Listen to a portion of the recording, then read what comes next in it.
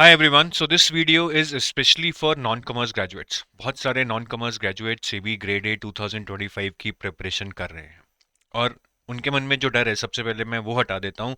Non commerce graduates को ये लगता है कि उनका ज़्यादा चांस नहीं है और कमर्स ग्रेजुएट सारी बाजी मार ले जाएंगे। आप कमर्स हैं, नॉन कमर्स हैं, try to understand it all boils down to कि आप कितनी मेहनत कर रहे हैं, आप कितना प्रीवियस ईयर क्वेश्चंस को एनालाइज कर रहे हैं, आप कितना सिलेबस को कवर कर रहे हैं, कितना आप क्वेश्चंस प्रैक्टिस कर रहे हैं। कमर्स ग्रेजुएट्स वालों को थोड़ा बहुत एज ज़रूर है, बट आप वो एज बिल्कुल ख़त्म कर सकते हैं अगर आप भी अच्छे से मेहनत कर लें। और हर साल कितने ही लोग हैं जो नॉन कमर्स बैकग्राउंड से इस एग्ज़ाम को क्लियर करते हैं। अगर वो भी ये सोचते तो शायद कभी तैयारी भी नहीं कर पाते। बट हैविंग सेड दैट कि नॉन कमर्स ग्रेजुएट्स निकल सकते हैं, निकलते सकते क्या निकलते हैं। नॉन कमर्स ग्रेजुएट्स को एक चीज समझनी होगी कि काफी बार वो कुछ मिस्टेक्स कर लेते हैं जो उनको भारी पड़ सकती हैं, क्योंकि उनका शायद इस फील्ड में उतना एक्सपीरियंस नहीं है। और एक डर के अंदर जब तैयारी की जाती है कि मेरे लिए मुश्किल होगा, तो शायद गलती करने की प्रोबेबिलिटी और बढ़ जाती है। तो वो क्या गलतियां हैं जो आपको अवॉइड करनी है? वैसे बहुत सारी हैं जो हमें अवॉइड करनी है, बट फिर भी मैं 5 ऐसी मिस्टेक्स बताऊंगा जो मैं देखता हूं कि ऑलमोस्ट हर बंदा कर रहा है। या तो उसको सही गाइडेंस नहीं है, या बहुत जल्दी में वो चीज़ों को एग्जीक्यूट करना चाह रहा है, जिसकी वजह से वो ये गलतियां कर रहा है। तो वो गलतियां आप मेरी सुनिएगा, आराम से उसको नोट कीजिएगा और देखिएगा कि क्या आप भी वो गलती तो नहीं कर रहे हैं। And if you are doing the same mistake, please correct it immediately ASAP from today itself. Before I start with the mistakes, I want to tell you about this SEBI Grade A Assistant Manager Guidebook. ये guidebook is absolutely free, which you can get at zero cost. The link to download this guidebook is given in the description of this video. अब इसको download क्यों करें? Exam preparation के लिए बहुत helpful है। आपको इसमें सेबी के पीवाईक्यूज मिल जाएंगे, पिछले 3 जो पेपर्स हुए हैं, along with solutions and analysis. Decoded syllabus मिल जाएगा। जो सिलेबस नोटिफिकेशन में गिवन है वो पूरा नहीं है, उसके बाहर भी बहुत कुछ आता है। क्यूआरई का तो सिलेबस दिया ही नहीं हुआ है, तो वो पूरा सिलेबस आपको मिल जाएगा। और तीसरी चीज़ जो बहुत इंपॉर्टेंट है वो है सोर्सेज, लिस्ट ऑफ सोर्सेज। अगर आप सेल्फ प्रिपरेशन कर रहे हैं तो कौन से सोर्सेज आपको फॉलो करने चाहिए, जो हम रिकमेंड करते हैं अपने एक्सपीरियंस से, जो हमें लगता है ठीक है, वो सोर्सेज की लिस्ट भी आपको मिल जाएगी। तो आज ही इसको डाउनलोड कीजिए जीरो कॉस्ट पे, लिंक वीडियो के डिस्क्रिप्शन में दिया हुआ है। अब 5 मिस्टेक्स हमें क्या अवॉइड करनी है, ध्यान से सुनिएगा। 5 मिस्टेक्स हमें क्या अवॉइड करनी है? सबसे पहले तो एक बहुत ही वर्स्ट मिस्टेक बता देता हूं। ये तो खुदकुशी है अगर आप ये कर रहे हैं। वो क्या है? अच्छे से सिलेबस को ना पढ़ना, अच्छे से पीवाईक्यूज को ना देखना, चैप्टर वाइज पीवाईक्यूज को ना सॉल्व करना। आपने एक चैप्टर पढ़ लिया, उसके सारे पीवाईक्यूज आप सॉल्व करें, so that you can comprehend क्या आपने सही पढ़ा था, क्या आप सारे क्वेश्चंस कर पा रहे हैं, कहीं और डेप्थ में तो नहीं पढ़ना है, या फिर आप कहीं ज़्यादा तो नहीं पढ़ रहे हैं। ये सारी चीज़ें आपको चैप्टर वाइज पीवाईक्यूज करके समझ आएगी। तो अगर आप ये भी नहीं कर रहे हो भाई, सबसे पहले तो ये करेक्ट कर लो, फिर आगे वीडियो देखने का भी फायदा नहीं है, क्योंकि अगर आप सेबी की प्रिपरेशन इसके बिना ही शुरू कर चुके हो और आगे पहुंच चुके हो, तो फिर तो आप कहीं और ही डायरेक्शन में जा रहे हो। तो ये तो करना ही नहीं है। लेकिन अगर आपका ये सही जा रहा है, आप सिलेबस और पीवाईक्यूज ऑलरेडी कंसिडर कर रहे हो इन योर प्रिपरेशन, तो बाकी मिस्टेक्स आप क्या कर सकते हो वो मैं आपको बताऊंगा। मैंने सिलेबस की बात की, सिलेबस बहुत इंपॉर्टेंट है जो नोटिफिकेशन में दिया हुआ है। बट क्या वो सिलेबस इंडिकेटिव है या एग्जॉस्टिव है? ठीक है, हम उसको एग्जॉस्टिव मान लेते हैं कि उसमें अगर कुछ लिखा है वही पढ़ेंगे, उसके बाहर हम कुछ नहीं पढ़ेंगे।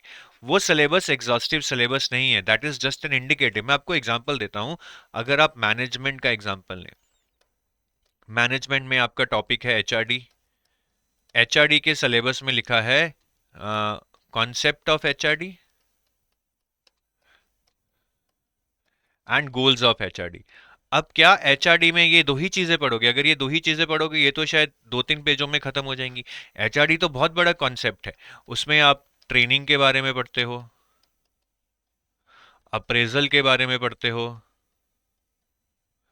हायरिंग के बारे में पढ़ते हो, करियर डेवलपमेंट के बारे में पढ़ते हो।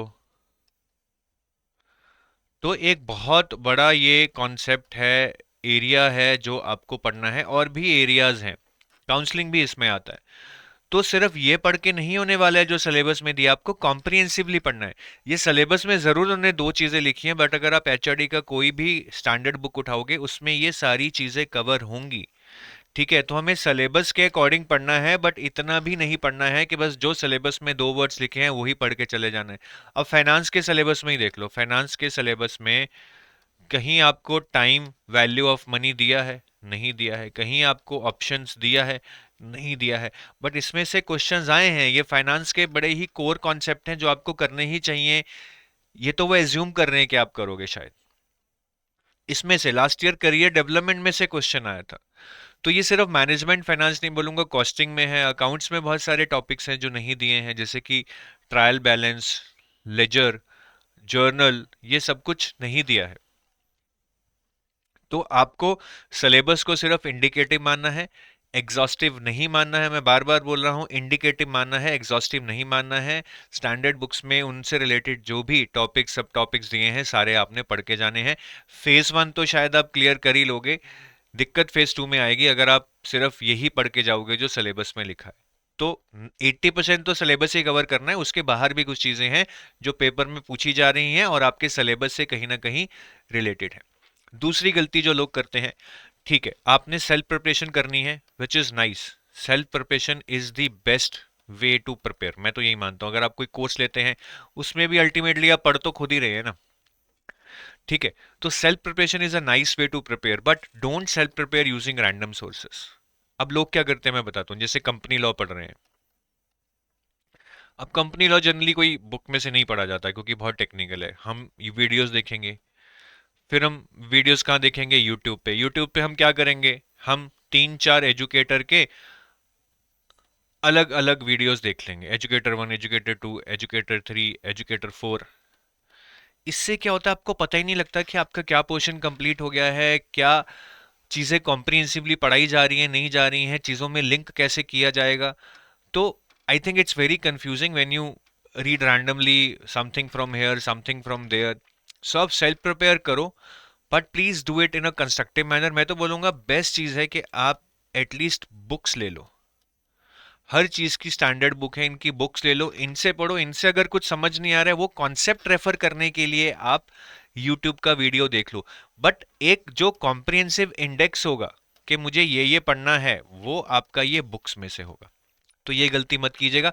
अगेन, ये फेज 1 पेपर 2 तो निकाल लोगे इससे, बट जब बारी आएगी फेज 2 पेपर 2 की, तब पता लगेगा कि हमने सही तरीके से नहीं पढ़ा। मन यही करेगा कि ऐसे रैंडमली पढ़ते रहो, आसान लगेगा, लेकिन वो आपका सिलेक्शन वाला पर्पस कभी भी सॉल्व नहीं करेगा। Next is not doing integrated preparation for paper 2। अब ये मैं पॉइंट बार बार यही बोल रहा हूं, लोग क्या करते हैं, फेज 1 पेपर 2 देख के अपनी प्रिपरेशन शुरू कर देते हैं। अब ये क्या आता है भाई, ये आता है इजी क्वेश्चन, इजी आते हैं। फिर इसमें न्यूमेरिकल की बात करें तो हम न्यूमेरिकल आते ही नहीं है, न्यूमेरिकल मत करो। फेज 1 पेपर 2 में अच्छे खासे नंबर आ जाएंगे, 60-65 नंबर आ जाएंगे। बट जब बारी आएगी फेज 2 पेपर 2 की, पेपर क्या हो जाएगा, टफ। और ये मेरिट बेस्ड है, ये तो सिर्फ क्वालिफाइंग था, इसमें तो 40 भी ले आते तो कोई दिक्कत नहीं थी बेटा। ये होता है टफ, यहां पे बनती है मेरिट। ज्यादा अच्छा होना कौन सा पेपर जरूरी है, ज्यादा अच्छा होना ये पेपर जरूरी है, ना कि ये अपने आप अच्छा हो जाएगा अगर हमारा फोकस इस पे होगा। इसमें आएंगे न्यूमेरिकल, कॉस्टिंग, कॉस्टिंग में ही 6 से 7 न्यूमेरिकल आ सकते हैं, सिर्फ कॉस्टिंग में बता रहा हूं। फिर कुछ न्यूमेरिकल आपके कॉमर्स में भी आ जाएंगे 2-3, ठीक है, कुछ आपके फाइनेंस में भी आ जाएंगे 1-2। कुल मिला के 10 से 15 के बीच में न्यूमेरिकल आ सकते हैं। और अगर ये हमें नहीं आते होंगे एग्जाम में, इसमें से हम मेजॉरिटी नहीं कर पाएंगे, तो मतलब ही नहीं है हमारा सिलेक्शन हो जाए, क्योंकि हमारा कंपटीशन इन न्यूमेरिकल्स को भी करके जा रहा है, इन न्यूमेरिकल्स को अच्छे से प्रैक्टिस करके जा रहे हैं। तो हमें इंटीग्रेटेड प्रिपरेशन करनी है। इंटीग्रेटेड प्रिपरेशन का मतलब हमें इस पे फोकस करना है। ये करेंगे तो ये फेज 1 का पेपर 2 अपने आप हो जाएगा, हमें कुछ अलग करने की जरूरत नहीं है। ये गलती मत करिएगा, बार बार मैं समझा रहा हूं। फेज 1 पेपर 2 देख के बहुत आसान लगेगा, मजा आएगा, लगता है ये तो हो ही जाएगा, फेज 2 की तैयारी बाद में कर लेंगे। But that is the worst thing you can do if you are targeting your selection. अगर वैसे प्रैक्टिस के लिए एग्जाम देना है, then you can follow this approach. Then starting with difficult subjects at your own is one of the major mistakes which people are doing rather। तो होता क्या है, हमारे पास 6 सब्जेक्ट है, उसमें से सबसे टफ मेरे हिसाब से एक कॉमर्स एंड अकाउंट्स है,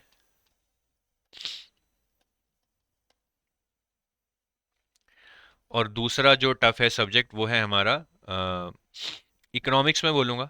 ठीक है, कॉस्टिंग नहीं, मैं इकोनॉमिक्स बोलूँगा, क्योंकि इसमें जो हमारा चैप्टर्स आ जाते हैं, केनीजियन वगैरह, कंजम्पशन फंक्शन, इन्वेस्टमेंट फंक्शन, वो काफ़ी टफ है। तो ये हमारे दो चीज़ें हैं जो हमें शुरू में नहीं पढ़नी है। आप समझो, शुरू में नहीं पढ़नी है हमें। मैंने आपको यहाँ बताया था कि आपको इंटीग्रेटेड प्रिपरेशन करनी है फेज वन फेज टू की, मतलब जो पेपर टू है उसको उस लेवल पे पढ़ना है कि हमारी फेज टू की प्रिपरेशन भी साथ साथ हो। तो इसी चीज को इम्प्लीमेंट करने के लिए आप क्या कर सकते हो, आपको फेज वन से पहले सारे सब्जेक्ट करने की जरूरत नहीं है। आप मैनेजमेंट कर लो, कॉस्टिंग कर लो,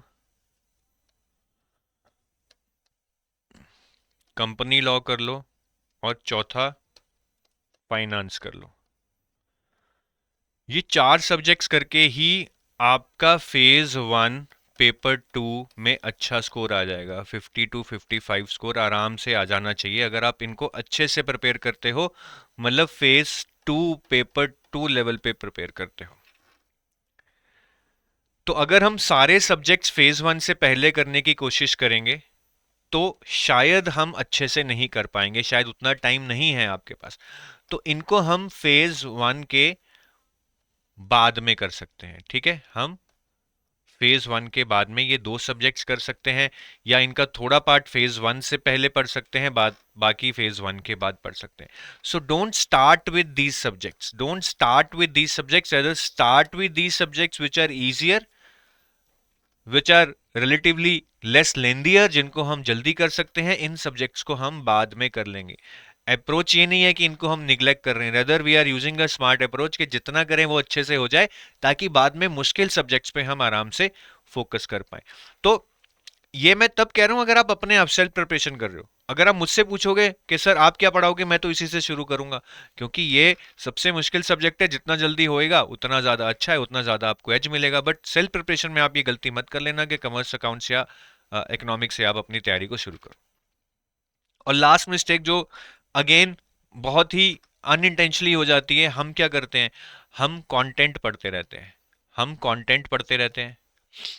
कंटेंट से क्या है, मेरा आईक्यू बन रहा है, मेरा आईक्यू अच्छा खासा बन रहा है। बट एग्जाम में आप समझो, फेज वन में आपको 40 मिनट्स मिलेंगे, फेज टू में आपको पेपर टू के लिए 90 मिनट्स मिलेंगे। आपने शायद 500 घंटे तैयारी की, अगले 60 दिन अगर 4 4 घंटे भी पढ़ोगे, 250 घंटे तो वही हो गए। आपने सपोज करो 500 घंटे तैयारी की, फेज वन में सिर्फ 40 मिनट्स, फेज टू में सिर्फ 90 मिनट्स में आपको दिखाना है कि आप बेस्ट हो। You are way way ahead of the no the competition. That is what you have to show while you are sitting in the exam in those 40 minutes and 90 minutes. ये सिर्फ IQ से नहीं होने वाला है, सिर्फ IQ से नहीं होने वाला है। इस 40 मिनट्स और 90 मिनट्स में आपको नॉलेज के साथ साथ अपने इमोशंस पे भी काम करना पड़ेगा, ताकि आप सही क्वेश्चंस को सेलेक्ट करना सीखो, टाइम मैनेज करना सीखो, एंजाइटी मैनेज करना सीखो। ठीक है, और भी जो भी एक एग्जाम एनवायरनमेंट की दिन एक स्टमक में बटरफ्लाइज होती हैं, उसको मैनेज करना और अपना बेस्ट दे पाना उस लिमिटेड टाइम में, is all about emotional control, is all about emotional quotient. तो ये इमोशनल क्वोशंट बनेगा कैसे, सोच के तो नहीं बनेगा। एटलीस्ट 5,000 प्लस एमसीक्यूज टारगेट करो, ताकि इतने एमसीक्यूज कर लो कि आपको आदत पड़ जाए एमसीक्यूज करने की, ऐसा लगे कि एमसीक्यूज मेरे लिए नॉर्मल है, मैं कभी भी उठ के एमसीक्यूज कर सकता हूं। मुझे पता है कि गेस वर्क कैसे करना है, ऑप्शंस को एलिमिनेट कैसे करना है, क्वेश्चंस को सेलेक्ट कैसे करना है, किस ऑर्डर में क्वेश्चंस को मुझे करना है, टाइम कैसे मैनेज करना है। ये सारा चीज आपके अंदर इस तरह घुस जाए कि आपको कोई स्पेशल एफर्ट लगाना ही ना पड़े एग्जाम वाले दिन इन चीजों को करने के लिए। तो अपने ईक्यू पे बहुत सारा फोकस करना है। आईक्यू तो आप कर ही रहे हो, मैं ये नहीं कह रहा आईक्यू जरूरी नहीं है, आईक्यू आप कर ही रहे हो, बट ईक्यू को इग्नोर मत करना, और उसके लिए बहुत सारे एमसीक्यूज करो। Plus which is not easy, I am suggesting if somebody can master this, तो आप मेडिटेशन में जा सकते हैं। बट ये शायद 1 2 महीने की गेम नहीं है, लंबी गेम है। ठीक है, ये लाइफ लॉन्ग गेम है, सिर्फ एग्जाम के लिए नहीं, आपको लाइफ में वैसे ही मेडिटेशन करनी चाहिए टू बी हैप्पी। बट मैं वो अभी सजेस्ट नहीं करूंगा। आप अभी एमसीक्यूज वाली गेम को ही मास्टर कीजिए, ताकि जिससे आपका आईक्यू भी बढ़ता रहे और साथ साथ आप अपने ईक्यू पे भी चीजें सीख रहे हैं। तो ये 5 मिस्टेक्स को अच्छे से नोट डाउन कर लीजिए। आप कुछ ना कुछ तो इसमें से गलती कर रहे होंगे जो मैंने बताया, और उसको आप प्लीज करेक्ट कीजिए, उसको आप प्लीज सही रास्ते पर लाइए, ताकि अगले 2 महीने में जो एफर्ट लगाएं उससे एक फ्रूटफुल रिजल्ट आपको मिले। जो लोग असिस्टेड प्रिपरेशन के लिए कुछ कोर्सेज कंसिडर कर रहे हैं, ढूंढ रहे हैं, उनके लिए मैं बोलूंगा कि एडुटैप की crash course is one of the best opportunity. ठीक है। अगर आप देख रहे हैं, अगर आप सेल्फ प्रिपेयर कर रहे हैं, तो आप सेल्फ प्रिपेयर कर सकते हैं। इसमें we have already started with live classes. ठीक है, अकाउंट्स और मैनेजमेंट की लाइव क्लासेस चल रही हैं, and in the coming weeks we will start with the live classes of finance, economics, costing, company law. तो जो लाइव क्लासेस हो चुकी हैं आपको उनकी रिकॉर्डिंग मिल जाएगी, लेकिन बाकी चीज़ें आप लाइव अटेंड कर सकते हो, क्योंकि लाइव का असली मज़ा लाइव में ही है, रिकॉर्डिंग देखने में नहीं है। इसमें आपको 70+ लाइव क्लासेस मिलेंगी सिर्फ पेपर 2 की।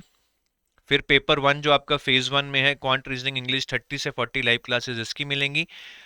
और ये जो है हमारा phase 2 paper 2 English, 6 to 10 live classes हम इस पे भी देंगे। ठीक है, ये कोर्स हमारी वेबसाइट पे लिस्टेड है, आप जाके देख सकते हैं। तो अगर आप सेबी ग्रेड ए कोर्सेज के अंदर जाएंगे in 2025, you will be able to see this phase 1 and 2 live crash course. ठीक है, इसमें क्लासेस 24 अक्टूबर से शुरू होती। सो आई थिंक सबसे ज़्यादा इसका फ़ायदा यही है कि एक शेड्यूल के साथ आप चलोगे, आपको पता रहेगा कि मेरा सिलेबस कैसे कैसे पूरा होगा, मुझे किस दिन क्या क्या पढ़ना है। टीचर्स आपके डाउट्स भी लेंगे, आपको रिवीजन भी कराएंगे, प्रैक्टिस के लिए क्वेश्चंस भी देंगे। तो एक हैंड होल्डिंग भी होगी, डाउट रेजोल्यूशन भी होगा, मेंटोरशिप भी होगी। You will feel that somebody has got your back. बाकी पढ़ाई तो आपको करनी है गाइस। 5-6 घंटे की लाइव क्लासेस हैं, उसके बाद भी पढ़ना रहेगा। अगेन, कंपटीशन को तो बीट करना है, अब उसके लिए जो भी करना पड़ेगा आपको करना चाहिए। इसके अलावा हमारे पास टेस्ट सीरीज भी है सेबी की। ठीक है, और हमारे पास फेज 2 की टेस्ट सीरीज भी है, एक फेज 1+2 की टेस्ट सीरीज है। तो आप जो भी टेस्ट सीरीज लेना चाहते हैं आप वो ले सकते हैं, फेज 2 एंड फेज 1+2। ठीक है, ये 2 टेस्ट सीरीज है। ठीक है, बाकी इन पे डिस्काउंट्स जो भी चल रहे हैं आप देख सकते हैं, and you can call our team for more clarity on these courses. 8146207241. I take your leave. Thank you. Have a nice day. Bye bye.